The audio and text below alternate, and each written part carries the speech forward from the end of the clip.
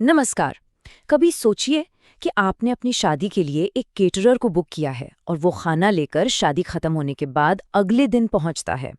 या फिर मान लीजिए आपकी एक फैक्ट्री है और आपने जो कच्चा माल मंगवाया था वो समय पर नहीं आया, जिसकी वजह से आपका पूरा का पूरा प्रोडक्शन ही रुक गया। अब इन दोनों ही सिचुएशन में एक बहुत बड़ा सवाल खड़ा होता है। क्या आप कॉन्ट्रैक्ट को रद्द कर सकते हैं?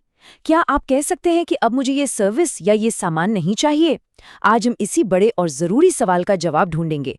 हम भारतीय संविदा अधिनियम यानी इंडियन कॉन्ट्रैक्ट एक्ट के सेक्शन 55 को समझेंगे और जानेंगे कि कानून की नज़र में समय का महत्व क्या होता है। तो चलिए सीधा उस सवाल पर आते हैं जो लॉ के स्टूडेंट से लेकर बड़े बड़े बिजनेसमैन तक सबको परेशान करता है। सवाल है, time is the essence of the contract, या हिंदी में कहें तो समय संविदा का सार होता है। इस लाइन का असली मतलब क्या है, भारतीय कानून इसके बारे में क्या कहता है, और सबसे जरूरी बात, अगर कोई समय पर अपना वादा पूरा नहीं करता तो इससे आपके अधिकारों पर क्या असर पड़ता है। हमारी आज की पूरी बातचीत इसी एक सवाल के हर पहलू को समझने पर होगी। देखिए, कानून का एक बहुत ही सीधा और सामान्य सा नियम है। वो ये कि जब भी कोई कॉन्ट्रैक्ट बनता है तो उसमें जो भी काम करने का वादा किया गया है उसे एक तय समय के अंदर या फिर एक मुनासिब रीजनेबल समय के अंदर पूरा किया जाना चाहिए। ये तो हुई सीधी बात। लेकिन असली कहानी तो तब शुरू होती है जब ऐसा नहीं होता। जब कोई अपना वादा समय पर नहीं निभाता तब क्या होता है। और यहीं पर तस्वीर में आता है इंडियन कॉन्ट्रैक्ट एक्ट का सेक्शन 55। ये सेक्शन एक तरह से एक गाइड की तरह काम करता है। ये हमें बताता है कि जब कोई पार्टी समय पर काम पूरा न करे तो आगे क्या होगा। सेक्शन 55 के हिसाब से कॉन्ट्रैक्ट्स दो अलग अलग रास्तों पर चले जाते हैं। ये इस बात पर निर्भर करता है कि उस कॉन्ट्रैक्ट के लिए समय कितना ज्यादा जरूरी था। एक रास्ता ऐसा है जहां कॉन्ट्रैक्ट टूट सकता है और दूसरा रास्ता वो है जहां आपको सिर्फ हर्जाना यानी कंपनसेशन मिलता है। चलिए इन दोनों रास्तों को एक एक करके बहुत गहराई से समझते हैं। तो चलिए पहले रास्ते की बात करते हैं। ये वो रास्ता है जब समय ही कॉन्ट्रैक्ट की जान हो, उसका सार हो, मतलब डेडलाइन को पूरा करना ही सबसे ज्यादा जरूरी है। यहाँ पर समय सिर्फ एक तारीख नहीं बल्कि कॉन्ट्रैक्ट की नींव का सबसे मजबूत पत्थर है। अगर ये पत्थर हिला तो पूरी इमारत गिर सकती है। तो अगर समय इतना जरूरी है और दूसरी पार्टी अपनी डेडलाइन चूक जाती है तो इसका नतीजा बहुत गंभीर होता है। कानून की भाषा में कॉन्ट्रैक्ट वॉइडेबल या शून्यकरणीय हो जाता है। अब इस शब्द का मतलब क्या है? इसे आसान भाषा में ऐसे समझिए कि जिस पार्टी के साथ धोखा हुआ है, यानी जो पीड़ित पक्ष है, कानून उसके हाथ में एक कैंसिल बटन दे देता है। अब ये पूरी तरह से उसकी मर्जी है कि वो उस बटन को दबा के पूरे कॉन्ट्रैक्ट को रद्द कर दे, या फिर वो चाहे तो कॉन्ट्रैक्ट को जारी रखने का मौका भी दे सकता है। मतलब सारी की सारी शक्ति, सारा कंट्रोल पीड़ित पक्ष के हाथ में आ जाता है। अच्छा, अब सवाल ये उठता है कि कोई कोर्ट या जज ये कैसे तय करता है कि किसी कॉन्ट्रैक्ट में समय सार था या नहीं। इसका सबसे अच्छा और सबसे आसान तरीका है खुद कॉन्ट्रैक्ट के शब्दों को देखना। इसीलिए कानून में एक गोल्डन रूल है, वो ये कि कॉन्ट्रैक्ट बनाने वाली पार्टियों को अपनी मंशा, अपना इरादा बिल्कुल साफ साफ और बिना किसी घुमाव फिराव के कॉन्ट्रैक्ट में लिख देना चाहिए। जैसे कॉन्ट्रैक्ट में एक क्लॉज डाला जा सकता है कि इस एग्रीमेंट के तहत माल की डिलीवरी की तारीख को संविदा का सार माना जाएगा और किसी भी तरह की देरी को कॉन्ट्रैक्ट का उल्लंघन माना जाएगा। ऐसी साफ भाषा लिखने से भविष्य में होने वाले बड़े बड़े झगड़ों से आसानी से बचा जा सकता है। लेकिन तब क्या होगा जब कॉन्ट्रैक्ट में समय के बारे में कुछ भी साफ साफ न लिखा हो? ऐसी स्थिति में कानून एक अनुमान लगाता है जिसे हम प्रिजम्पशन कहते हैं, खासकर जब बात व्यापारिक या कमर्शियल कॉन्ट्रैक्ट्स की हो। अदालतें ये मानकर चलती हैं कि व्यापार की दुनिया में टाइम इज मनी, यानी समय ही पैसा है। बिजनेस में हर चीज एक दूसरे से जुड़ी होती है। सोच कर देखिए, एक कार बनाने वाली कंपनी को अगर टायर की डिलीवरी समय पर नहीं मिली तो पूरी की पूरी असेंबली लाइन ही रुक जाएगी, जिससे लाखों का नुकसान होगा। इसीलिए जब तक कॉन्ट्रैक्ट में इसका उल्टा ना लिखा हो, ये मान लिया जाता है कि कमर्शियल डील्स में समय हमेशा ही सार होता है। कानून के नियमों को हमारी अदालतों ने कुछ बहुत ही महत्वपूर्ण और ऐतिहासिक केसों के जरिए और भी ज्यादा स्पष्ट किया है। चलिए अब कुछ असली मुकदमों पर नजर डालते हैं और देखते हैं कि इन सिद्धांतों को असल जिंदगी में कैसे लागू किया गया। ये केस स्टडीज इस टॉपिक को समझने में बहुत मदद करेंगी। हमारा पहला और सबसे महत्वपूर्ण मामला है साल 1961 का उड़ीसा टेक्सटाइल मिल्स बनाम गणेश दास।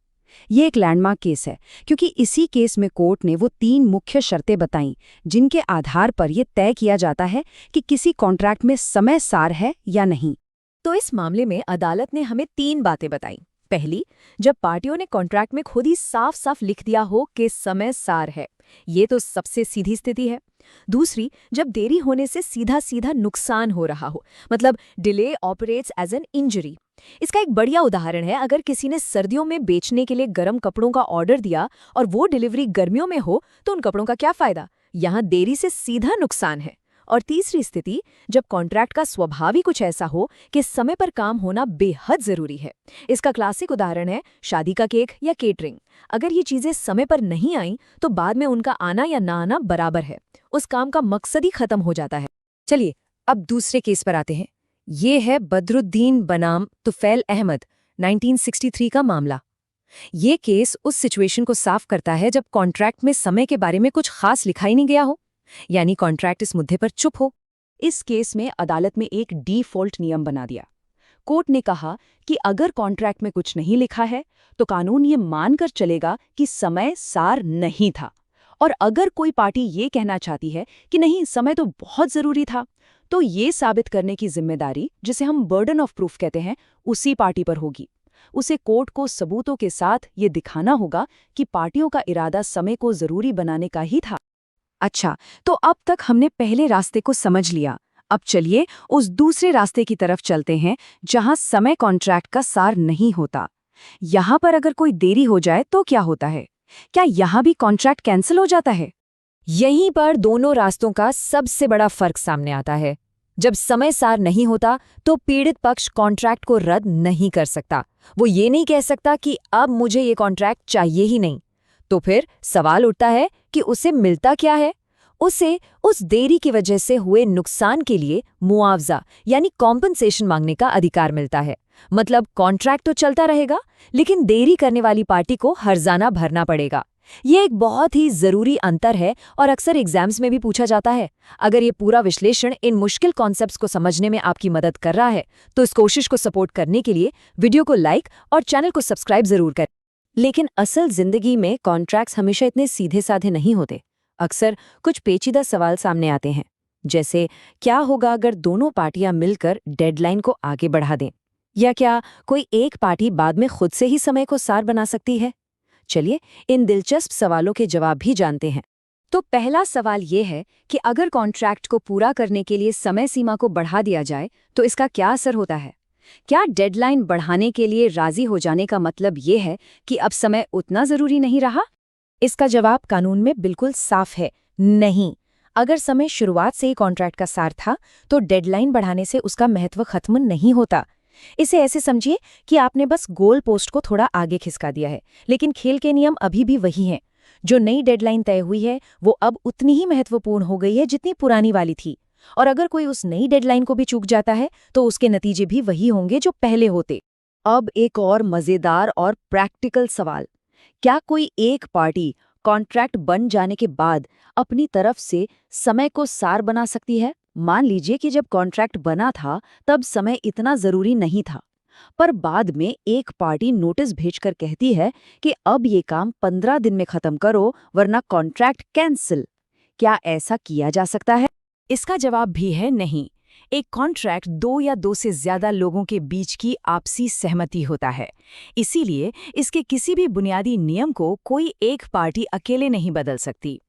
अगर समय को बाद में सार बनाना है तो इसके लिए भी दोनों पार्टियों की आपसी सहमति जरूरी होगी। कोई भी एक तरफा फैसला यानी यूनिलैटरल एक्शन मान्य नहीं होगा।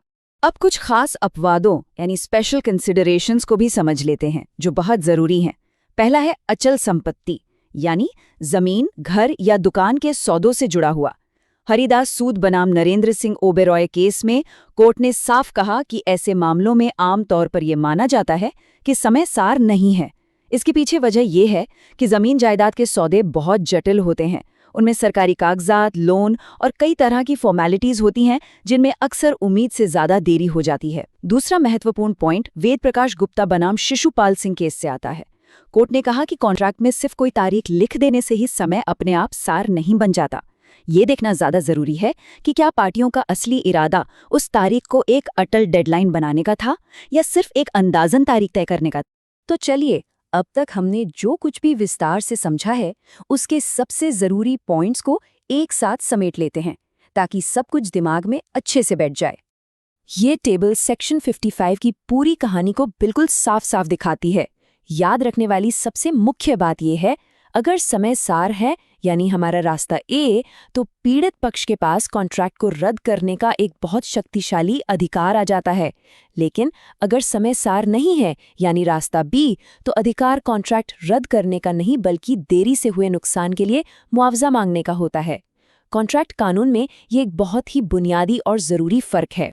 तो अंत में इस पूरी चर्चा से जो एक सबसे बड़ी सीख हमें मिलती है वो ये है कि कॉन्ट्रैक्ट बनाते समय हमेशा समय को लेकर अपनी मंशा, अपने इरादे को स्पष्ट रूप से लिखें। चाहे आप एक बड़ी बिजनेस डील कर रहे हों या कोई छोटा-मोटा निजी समझौता, शब्दों की स्पष्टता ही आपको भविष्य में होने वाले महंगे और तनावपूर्ण कानूनी विवादों से बचा सकती है। उम्मीद है कि ये विश्लेषण आपके लिए उपयोगी रहा होगा। हमारे साथ जुड़ने के लिए धन्यवाद।